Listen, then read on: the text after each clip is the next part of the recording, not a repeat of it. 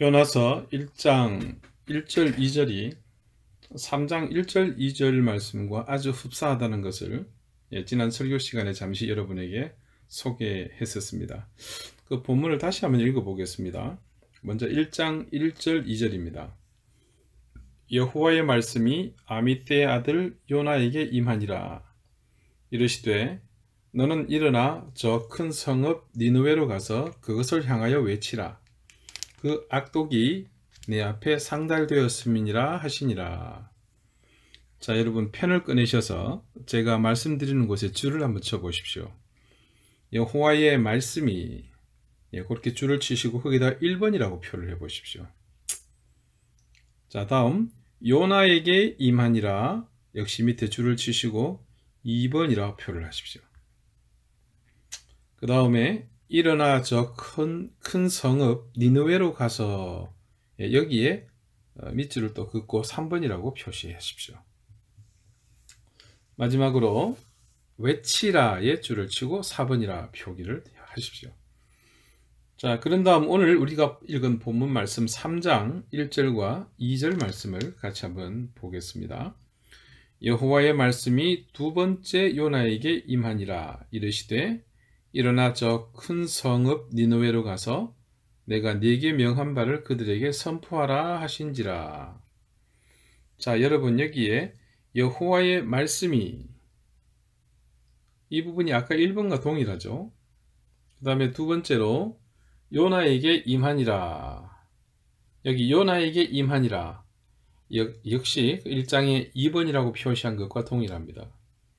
그 다음에 이르시되 일어나 저 큰 성읍 니느웨로 가서 아까 3번이 뭐였습니까? 네, 똑같죠. 일어나 저 큰 성읍 니느웨로 가서입니다. 그 다음 마지막으로 내가 네게 명한 바를 그들에게 선포하라. 자, 아까 4번이 뭐였습니까? 외치라. 외치라, 선포하라. 네, 그 의미가 동일하죠. 그러니까 이 두 곳의 말씀은 문장의 구조가 같습니다. 여기서 문장 구조까지 동일하게 반복하여 말씀하시는 것을 보면 하나님께서 이 니느웨에 대한 의지가 전혀 변치 않고 계시다는 것을 짐작할 수 있습니다. 다시 말해서 이 니느웨의 악독함을 하나님께서 아셨습니다. 하나님께 보고가 되었단 말입니다. 그런데 그때 그 즉시 하나님께서 심판하시지 않으셨다는 것을 알 수 있죠. 왜 그러셨을까요? 이런 이유를 아모스 선지자가 이렇게 증거했습니다. 성읍에서 나팔이 울리는데 백성이 어찌 두려워하지 아니하겠으며 여호와의 행하심이 없는데 재앙이 어찌 성읍에 임하겠느냐. 주 여호와께서는 자기의 비밀을 그 종 선지자들에게 보이지 아니하시고는 결코 행하심이 없으시리라. 자, 여러분 이 말씀의 뜻을 충분히 이해하시겠죠. 그러니까 이 니느웨의 심판이 바로 임해도 되는데 하나님이 굳이 이렇게 하시는 이유가 바로 이런 이유 때문이었습니다. 자, 그런데 그 다음 이 1장과 3장에 우리가 방금 읽은 말씀에 바로 뒤에 이어져 나오는 그 3절의 말씀들을 한번 보겠습니다. 자, 먼저 1장 3절입니다. 그러나 요나가 여호와의 얼굴을 피하려고 일어나 다시스로 도망하려 하여. 그 다음 3장 3절입니다. 요나가 여호와의 말씀대로 일어나서 니느웨로 가니라. 자, 이 두 절의 말씀도 묘한 대조를 이루고 있음을 알 수 있죠. 처음 이 말씀이 요나에게 임했을 때 그는 니느웨로 가지 않았습니다. 그냥 가지 않은 것이 아니라 적극적으로 가지 않았습니다. 그만큼 요나는 니느웨에 가는 것이 싫었습니다. 하나님은 그런 요나를 집요하게 추적하셨고 요나를 특별히 생각하셔서 그가 물고기의 뱃속에서 회개할 기회를 주심과 동시에 어떻게 하셨습니까? 그를 다시 거룩하게 만드셨죠? 그렇게 하심으로 다시 이제 니느웨로 보내십니다. 니느웨를 향한 하나님의 의도가 여전히 변함없으시다는 것을 다시 한 번 더 이 말씀 가운데서 느낄 수가 있습니다. 이 니느웨에 살고 있는 사람들, 니느웨는 역사적으로 아수르, 그러니까 여러분 세계사에 보시면 아시리아라고 나옵니다. 그 대제국의 중심이 되는 그 수도였습니다. 그 사람들은 수많은 역사의 기록을 보면 포악하기로는 따라올 사람이 없을 정도로 악명이 높은 그런 사람들이었습니다. 거대 제국을 이루었다는 것은 여러분 그만큼 군사력이 강해야만 가능한 일입니다. 또한 제국의 크기가 크다는 것은 그 막강한 군사력으로 지속적으로 정복 사업을 펼쳤다는 말이기도 합니다. 고대의 정복이라는 것은요, 그냥 말 타고 지나가면서 주민들 모아놓고 마치 이 지방선거의 후보자들이 유권자들에게 사탕발림 같은 공약을 늘어놓으면서 우리가 이제 여러분을 잘 통치하고 잘 섬기고 다스리겠습니다. 그렇게 설득하는 것이 아닙니다. 그야말로 정복입니다. 정벌해서 복종시키는 겁니다. 군대가 휩쓸고 짓밟고 도륙하고 무너뜨리고 지나가는 겁니다. 그 무시무시한 군대로 도시를 불태우고 집들을 불태우고 또 그 성의 장정뿐만 아니라 아녀자, 노인, 어린아이까지 인정사정 없이 쳐 죽입니다. 필요에 따라 그들을 발가벗겨서 쇠사슬에 줄줄이 묶어 포로로 끌고 갑니다. 특히나 아수르는 그 당시 다른 어떤 민족보다도 포악하고 잔인했습니다. 그들의 통치 수단은 무력과 채찍뿐입니다. 포로로 잡혀갔던 사람들은 극심한 처참한 강제 노역에 시달려야 했습니다. 포로들이 도망가지 못하도록 도망치다 잡혀온 포로들의 누나를 뽑습니다. 심지어는 산채로 가죽을 벗기기도 했습니다. 여러분, 요나가 왜 이 성을 가지 않고 도망가려 했는지 이해가 되시죠? 그리고 나중에 이 성에 와서도 마찬가지입니다. 이 성은 오늘 말씀과 같이 사흘길을 걸어야 할 거대한 성읍인데 고작 하루만 외치고 만 것도 요나는 아마 부들부들 떨면서 모기 같은 목소리로 몇 마디 하고는 잽싸게 도망갔을 겁니다. 그런데 그런 극악무도한 아수르 주민, 그것도 그 중심에 있는 수도 니느웨 사람들이 보인 반응은 의외였습니다. 그들이 보인 반응의 그 핵심은 겸손과 순응입니다. 여러분 3장 5절 말씀을 다 같이 읽어보실까요? 오늘 주부에 있는 마지막 말씀 시작. 니느웨 사람들이 하나님을 믿고 금식을 선포하고 높고 낮은 자를 막론하고 굵은 베옷을 입은지라. 그들은 요나의 메시지를 듣고서 첫 번째 어떻게 했습니까? 하나님을 믿었습니다. 두 번째로 금식을 선포합니다. 그리고 세 번째 지휘 고하를 막론하고 굵은 배를 두르는 것을 보게 됩니다. 베옷을 입었습니다. 이 반응의 시작이 무엇입니까? 그들이 하나님을 믿었다는 것에서부터입니다. 그런 그들의 믿음이 금식을 선포하게 했고 또 그것으로 그치지 않고 굵은 베옷을 입게 했습니다. 그들에게 생겨난 이 믿음이 자신들의 외적 그리고 내적 반응을 불러일으킨 셈입니다. 요나가 선포한 사실에 대해서 즉각적인 반응을 보였다는 것에서 그 포악한 백성은 필시 두려움을 느낀 것입니다. 그들이 느낀 그 두려움, 그것에 대한 반응이 오늘 나타난 이 모든 일들의 중요한 모티브입니다. 여러분은 갑자기 큰 두려움을 느꼈을 때 어떻게 반응하십니까? 그때 사안에 따라 그리고 경중에 따라 여러 가지 모양으로 나타나겠지만 정직하게 한번 생각해 보십시오. 제 경우는 그렇습니다. 어떤 경우, 어떤 사안이 되었건 두려움을 느꼈을 때 보여지거나 나타나는 그 내적 반응이 그것이 옳지 않았을 때 표출되는 반응은 반드시 옳지 않은 그 반응과 똑같이 어긋난다는 것을 느꼈습니다. 그러니 외적으로 드러나는 반응 또한 말할 게 없겠죠. 그래서 확신하게 되는 것은 우리는 모두 두려움을 느낄 때 내적 반응이 언제나 주님의 마음, 그분이 이끄시는 그 물결의 흐름 안에서만 반응해야 한다는 사실입니다. 여러분, 이것이 바로 믿음이 있는 사람들이 취해야 될 행동입니다. 그분이 움직이는 물결에 따라 순응하는 삶의 훈련을 우리가 반복함으로써 늘 그 물결 안에서 반응하는 그런 믿음의 습관을 가져야 합니다. 우리의 그런 훈련된 내적 믿음이 우리의 외부 행동까지 의연하고 아름답게 붙들어 줄 것입니다. 여러분, 어떤 두려움을 만났다고 하더라도 여러분의 내적 반응은 두려움이 아니라 언제나 믿음이 되시기 바랍니다.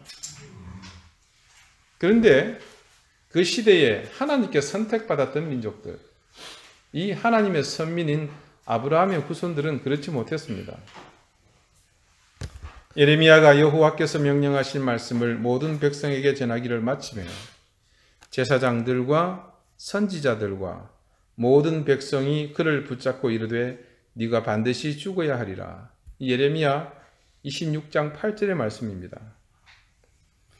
예레미야가 전한 하나님의 말씀을 듣고 그 유다의 백성들이 보여준 반응입니다.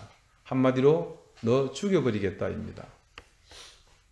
백성들이야 의례 무지해서 그렇다 손 치더라도 이 반응을 보인 이 주도한 무리 중에는 이런 사람들이 있습니다. 제사장과 선지자들이 있었습니다. 이들은 누구보다도 하나님께 가까이 다가가 있던 사람들입니다. 예레미야가 하나님께서 전해드린 말씀을 그대로 그들에게 전하지 않았습니까?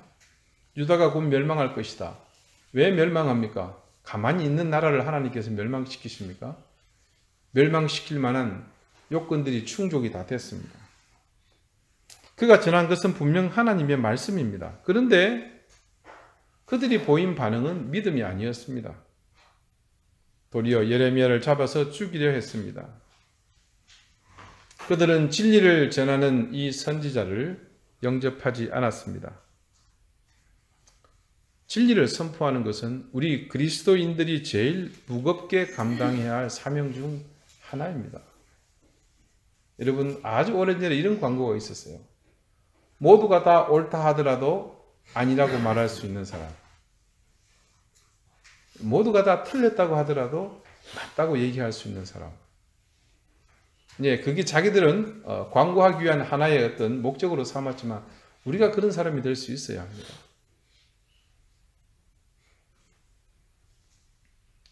오래전 우리의 선배들은 그 무게를 감당하기 위해 목숨을 내어놓아야 했습니다. 오래지 않은 이전에는 사회에서 배척당하고 인간관계에서 불이익을 감내하는 그런 어려움을 겪기도 해야만 했습니다. 만약 지금 우리에게 그런 삶의 무게가 더해진다면 여러분은 어떻게 하시겠습니까? 우리는 과연 그 무게를 그대로 수용할 수 있겠습니까? 현대 그리스도인들은 이런 요구를 선뜻 내켜 하지 않습니다. 다양하고 복잡하게 세상이 얽혀 있으니 나는 그냥 조용히 하나님과 교제하겠습니다. 내가 내 신앙 지키면서 살겠습니다. 내가 알아서 합니다. 이게 우리가 대답할 수 있는 최선입니다. 그런데 말입니다. 우리는 그런 사명을 감당해야만 하는 그리스도인이지만 반대로 때로는 누군가에게 나에게 찔림을 전해주는 진리의 요구를 들어야 하는 그런 입장이 되기도 합니다. 그럴 때에 누군가 나에게 찔림을 주는 진리를 말할 때 나는 어떻게 반응합니까? 화를 내십니까? 아니면 유다의 백성들처럼 그 사람을 비난하거나 공격합니까? 유다가 멸망할 때는 그랬습니다. 그래서 진리를 선포하던 모든 선지자들은 고난을 겪어야 했습니다.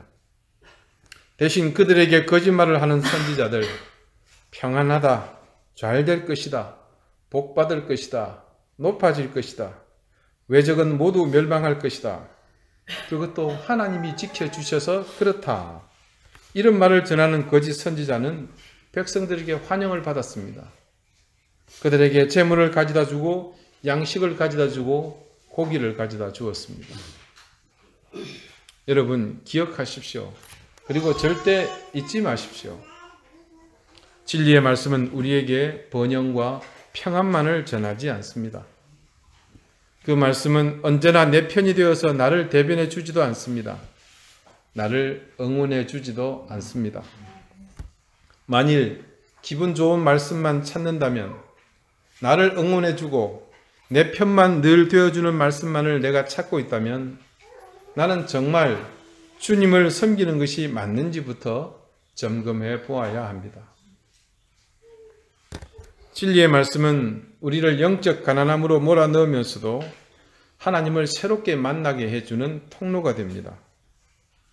악한 사탄은 진리를 혐오하지만 우리 주님은 바로 그 진리 자체이십니다.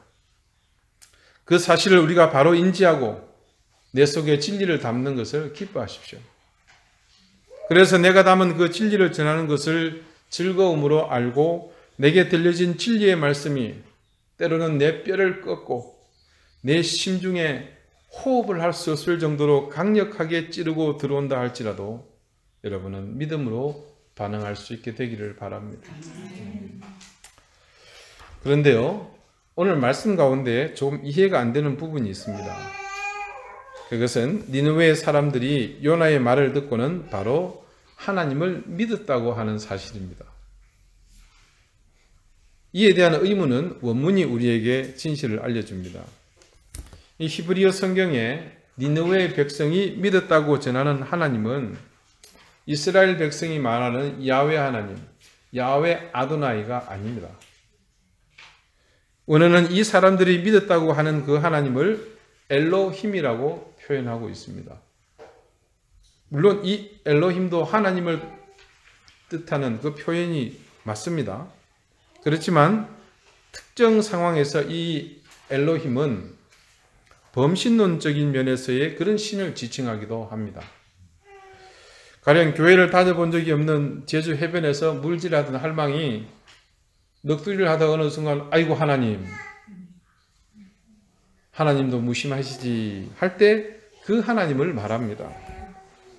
제가 목사의 신분으로 하나님이라고 말하면 당연히 이 천지 만물을 지으신 여호와 하나님을 말하는 것이지만 앞에서 말한 이 제주의 할망이나 저 산골짜기에서 문명세계 교회를 전혀 알지 못하는 연세 드신 어르신이 하는 그 하나님이라고 말하는 것은 의미가 틀리지요.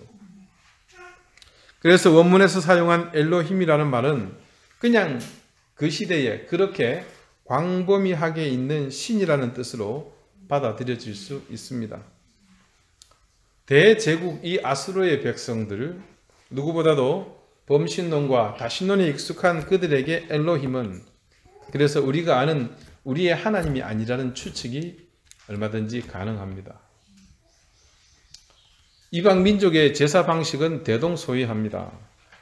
이 신의 노여움을 달래고 신을 기분 좋게 하는, 인간이 신의 기분을 좌우하는 그런 제의식이 대부분입니다. 그렇다 보니 음란하고 아주 향락적인 제의식들이 많고요. 심지어는 산 사람을 제물로 바치는 그런 제사들이 주류를 이룹니다. 그런데 자신들에게 익숙한 제사 방법이 있음에도 불구하고 이들이 지금 취하는 방식을 보십시오. 그들은 이스라엘 백성들이 하나님께 회개 제사를 드릴 때의 그 제사 형식을 취하고 있습니다. 우리는 말씀 속에서 금식을 선포하고 굵은 베옷을 입었다고 증거하는 이 사실을 주목할 필요가 있습니다. 시대적인 배경 속에서도 그렇지만 요나에게 그 말을 듣고서 금식하고 베옷을 입었다고 해서 순식간에 그들이 여호와 신앙을 가졌다고 보는 것은 분명 억측입니다. 하지만 그런 가운데 이들이 여호와 하나님의 선지자인 요나가 선포한 이 예언의 메시지를 듣고서 그 하나님께 제사하는 방식을 따랐다는 것은 니느웨의 백성들이 여전히 다신론적인 사고와 다신을 숭배하는 그 범신론적인 그들의 종교 문화가 있었던 가운데에서도 여호와 하나님을 알아가기 위해서 얼마나 많은 노력을 했는지를 보여주는 증거입니다.